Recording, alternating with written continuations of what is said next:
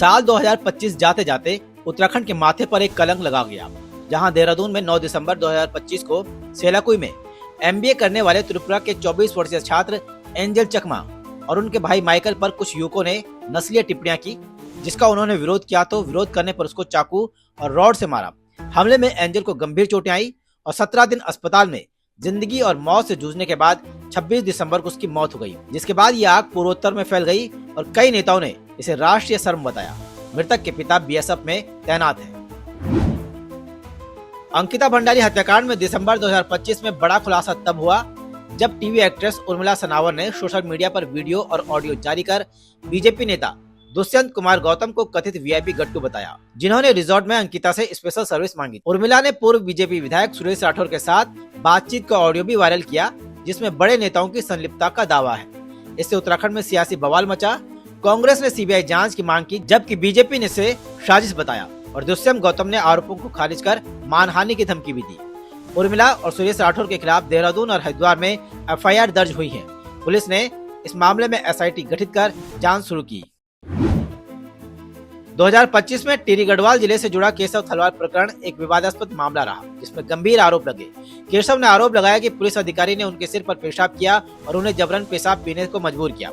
इसके अलावा प्यास लगने पर पानी मांगा गया तो पुलिस कर्मियों ने उसके पानी में थूक मिलाया और उससे अपने जूते चटवाए, जिसके बाद जांच का जिम्मा बदलकर पौड़ी गढ़वाल के CO श्रीनगर अनुज कुमार को सौंपा गया। वहीं IG गढ़वाल ने निर्देश दिए कि मामले के सभी पहलुओं की गहन जांच कर रिपोर्ट प्रस्तुत की जाए, जिससे यह प्रकरण साल 2025 में सुर्खियों में आया। साल 2025 में उत्तराखंड के कैबिनेट मंत्री प्रेमचंद अग्रवाल का इस्तीफा मार्च महीने का प्रमुख मामला था। दरअसल 21 फरवरी 2025 को उत्तराखंड विधानसभा के बजट सत्र के दौरान प्रेमचंद्र अग्रवाल ने एक विवादास्पद बयान दिया। सदन में बहस के दौरान उन्होंने कहा कि क्या उत्तराखंड राज्य केवल पहाड़ियों के लिए बना गया है। साथ ही इस दौरान उनके मुंह से साला शब्द भी निकला। इस बयान से पूरे राज्य में भारी आक्रोश फैल गया। लगातार विरोध और दबाव के बाद 16 मार्च 2025 को प्रेमचंद्र अग्रवाल ने भावुक होकर प्रेस कॉन्फ्रेंस की और उस प्रेस कॉन्फ्रेंस में इस्तीफे का ऐलान कर दिया। 17 मार्च को राज्यपाल ने इसे स्वीकार कर लिया। 2025 में उत्तराखंड के इतिहास में एक बड़ी घटना हुई। साल की शुरुआत में ही हरिद्वार के खानपुर से पूर्व बीजेपी विधायक कुंवर प्रणव सिंह चैंपियन और वर्तमान विधायक उमेश कुमार के बीच लंबे समय से चला आ रहा विवाद हिंसक रूप में बदल गया, जहां 25 जनवरी को उमेश कुमार ने चैंपियन के लंढौरा स्थित आवास पर जाकर धमकी दी, जिसके जवाब में 26 जनवरी को गणतंत्र दिवस की शाम चैंपियन अपने 2 दर्जन से अधिक समर्थकों के साथ उमेश कुमार के रुड़की स्थित कैंप कार्यालय पहुंचे और उनके ऑफिस में करीब 100 राउंड फायरिंग की, तोड़फोड़ की और स्टाफ के साथ मारपीट भी की, जिसका वीडियो वायरल हो गया। जिसके बाद उमेश कुमार ने पिस्टल लहराई थी और पुलिस ने चैंपियन को देहरादून से गिरफ्तार किया था। मार्च 2025 में चैंपियन को जमानत मिल गई थी। उत्तराखंड में 2025 में नैनीताल जिला पंचायत चुनाव में अपहरण का मामला काफी सुर्खियों में बना रहा। हालांकि ये मामला अभी कोर्ट में है। नैनीताल में 14 अगस्त 2025 को जिला पंचायत अध्यक्ष और उपाध्यक्ष पद के लिए चुनाव हुआ था। इस दरमियान 5 जिला पंचायत सदस्य अचानक गायब हो गए थे। तब कांग्रेस ने 5 जिला पंचायत सदस्यों को अपनी पार्टी का बताते हुए भारतीय जनता पार्टी पर अपहरण का आरोप लगाया था। वहीं इस घटना का वीडियो सामने आने के बाद पूरे प्रदेश में सियासत गर्मा गई थी। इस घटना ने उत्तराखंड में निष्पक्ष चुनाव की कलई खोलकर रख दी थी। 2025 में UK SSC की भर्ती परीक्षा का पेपर लीक का मामला सुर्खियों में रहा, जिसमें राहुल गांधी और प्रियंका गांधी तक ने प्रतिक्रिया दी। दरअसल हरिद्वार के एक केंद्र से प्रश्न पत्र के 3 पेज मोबाइल से फोटो खींचकर वायरल किए गए थे। इस कांड से बेरोजगार युवाओं में भारी आक्रोश भड़का।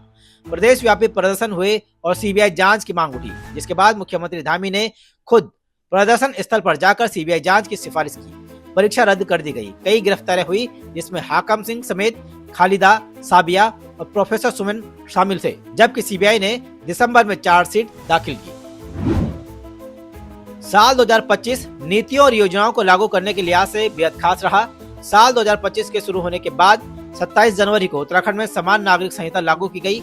UCC लागू करने वाला उत्तराखंड देश का पहला राज्य बना।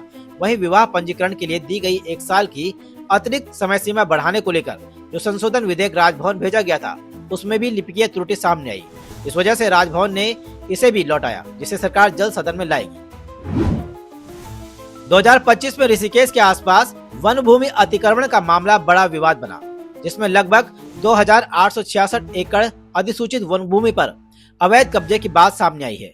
ये भूमि 1950 में पशु लोक सेवा समिति को भूमिहीनों के लिए 99 साल की लीज पर दी गई थी, लेकिन 1984 में समिति ने हिस्सा वापस किया। फिर भी बड़े हिस्से पर निजी कब्जे बने रहे और अवैध निर्माण हुए। दिसंबर 2025 में सुप्रीम कोर्ट ने स्वतः संज्ञान लेते हुए उत्तराखंड सरकार को मूक दर्शक बताकर फटकार लगाई, जांच समिति गठित करने और खाली भूमि पर वन विभाग का कब्जा लेने का आदेश दिया। कोर्ट के निर्देश पर सर्वे शुरू होते ही ऋषिकेश के शिवाजी नगर, बापूग्राम, मनसा देवी आदि इलाकों में स्थानीय लोगों ने जोरदार विरोध किया, सड़क रेल जाम की और पुलिस पर पथराव किया, जिसमें फिलहाल केवल खाली भूमि का चिन्हीकरण हो रहा है और आवासीय घरों पर अभी कोई कार्रवाई नहीं हो रही है।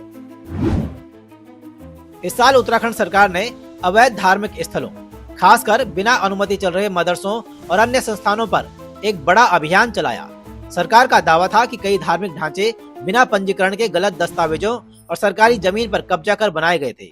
इस अभियान के तहत दर्जनों अवैध निर्माणों को सील किया गया और कई मामलों में ढहाने की कार्रवाई भी की गई। सरकारी आंकड़े बताते हैं कि अभी तक सरकार ने 10,000 हेक्टेयर भूमि कब्जा मुक्त करवाई है, जबकि 550 से अधिक अवैध धार्मिक स्थल हटाए हैं। उनके इस अभियान से प्रदेश में राजनीतिक पारा चढ़ा रहा। विरोधियों ने इसे सांप्रदायिक ध्रुवीकरण करार दिया। बावजूद इसके यह अभियान पूरे साल चर्चा में बना रहा।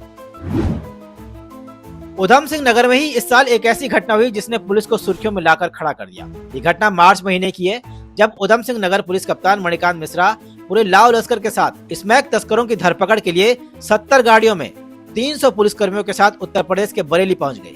लेकिन इसके बाद भी इस पूरे ऑपरेशन में पुलिस को ज्यादा कुछ तो नहीं मिला, लेकिन सुर्खियां खूब मिली, क्योंकि इस घटना का वीडियो खूब वायरल हुआ।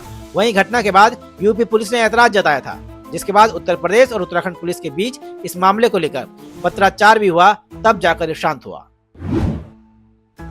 देहरादून के रानी पोखरी इलाके में एक चौंकाने वाला मामला इसी साल आया, जहां जमीन सौदे में 35 लाख की रकम फंसने से परेशान एक 32 वर्षीय युवक जितेंद्र नेगी ने आत्महत्या कर ली थी।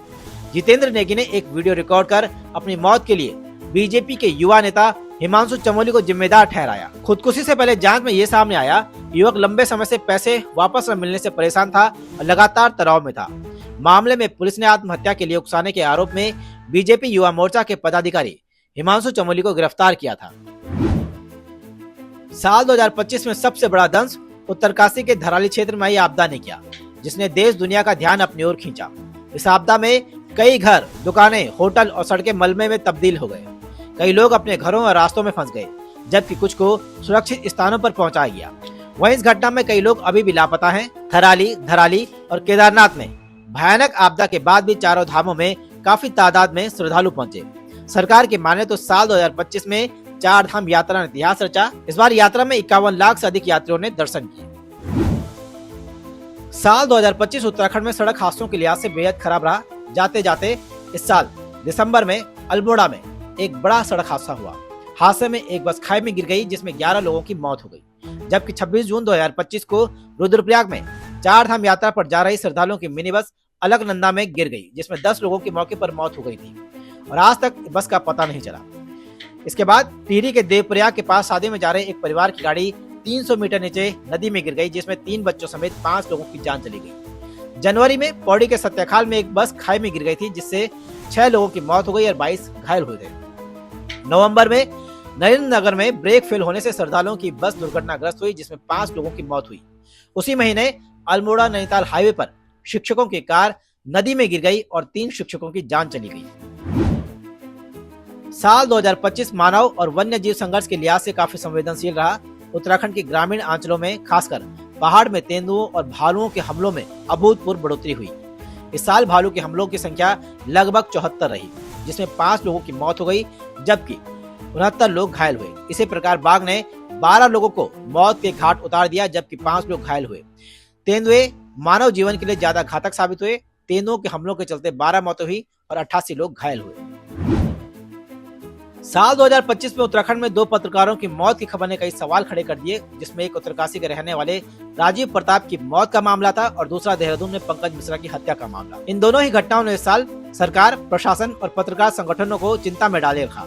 हालांकि उत्तरकाशी में पत्रकार राजीव प्रताप की मौत को उनके परिजन हत्या बता रहे थे, लेकिन बाद में पुलिस जांच में पाया गया कि गाड़ी में सवार राजीव खुद ही किसी वजह से नियंत्रण खो नदी में जा गिरा। वहीं 15 दिसंबर को देहरादून के रहने वाले पंकज मिश्रा की उनके घर में घुसकर कुछ लोगों ने पिटाई कर दी और सुबह उनकी मौत हो गई। इस मामले में देहरादून पुलिस ने 2 आरोपियों को गिरफ्तार करके जेल भी भेजा, लेकिन ये मामला भी इस साल जाते जाते बेहद सुर्खियों में रहा। 9 नवंबर 2025 को उत्तराखंड ने अपनी स्थापना के 25 वर्ष पूरे कर लिए। इसी साल राज्य की 25वीं वर्षगांठ को रजत जयंती के रूप में मनाया गया और इसलिए यह साल काफी अहम रहा उत्तराखंड के रजत जयंती के लिहाज से। बता दें कि 9 नवंबर 2000 को उत्तर प्रदेश से अलग होकर 27वां राज्य उत्तराखंड बना। राज्य बनने के बाद विकास की यात्रा लगातार जारी है। राज्य के संघर्ष, विकास, पहचान और शहीदों के सपनों को याद करते हुए राज्य की बेहतरी के लिए जनता और सरकार अपना योगदान दे रहे हैं।